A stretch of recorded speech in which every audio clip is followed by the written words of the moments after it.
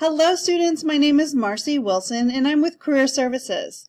Today I want to talk to you about professionalism. Your level of professionalism can directly impact if you get a job offer. The first thing to consider when thinking about professionalism is common courtesy.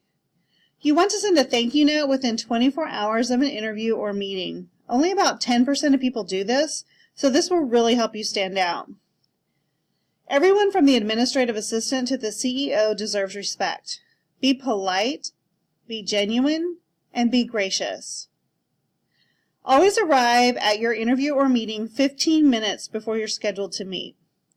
Be sure to ask, do you have a moment to talk anytime you call or go to someone's office?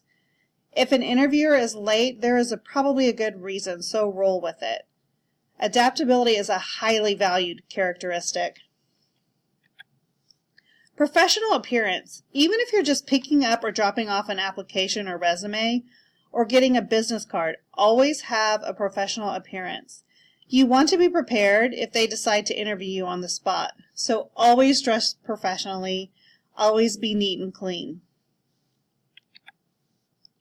Now we are going to go over a few professional image don'ts. Do not wear tennis shoes, sandals, or platforms to an interview. If you have tattoos, it's probably best to cover them up.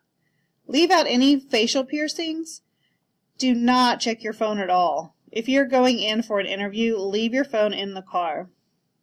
Always remove your gum before going into an interview or meeting. Sunglasses, t-shirts, sweatshirts, jeans, hats, shorts are not acceptable professional attire. Cigarette smell. Do not smoke in your car before you go in. You may not be able to smell it on you, but everyone else will be able to. Stand up straight. Don't slouch in your chair. Always have good posture. Don't wear outdated, mismatched, tight, or revealing clothing. And always avoid heavy makeup, perfume, or jewelry. Glitter anything just looks juvenile and unprofessional.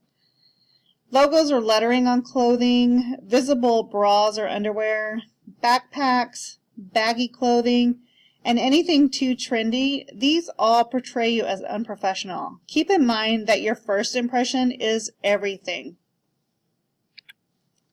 Don't use sloppy speech habits. Try to avoid the non-words such as uh-huh, you know what I'm saying? These should all be avoided.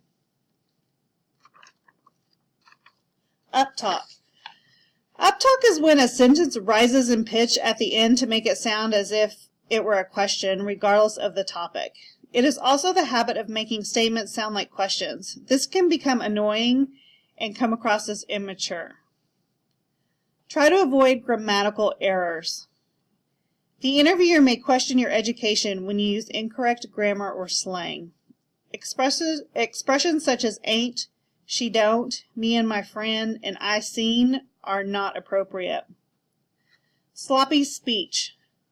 Slurring words together or dropping their endings impairs the clarity of your message. To avoid slurring and increase understanding, speak slowly during an interview. Make a list of commonly mispronounced words and practice saying them into a tape recorder before the interview. Speed talking. I know you're very nervous during an interview, but you don't want your information to fly by like a speeding bullet. Talking fast is difficult to follow, and speed talkers are seen as nervous. Slow down your racing heart by doing some breathing exercises before the interview. To avoid rushing, listen to the question, and then count 2 beats in your head before answering. When you finish a sentence, count 2 beats again before continuing. Don't be afraid of silence. Pausing is an effective communication technique.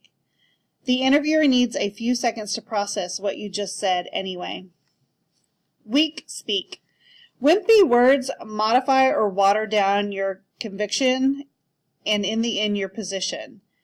When you pepper a conversation with hopefully, perhaps, I feel, kind of, sort of, the message you convey is a lack of confidence. Use power words such as, I'm confident that, my track record shows, I take the position that, I recommend, or my goal is.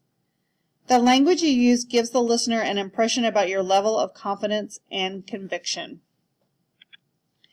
Thank you guys so much for your time today. I hope you have taken away some good tips that you can implement in your next meeting or interview. And as always, if you have any questions, please reach out to your career services representative. We are happy to help.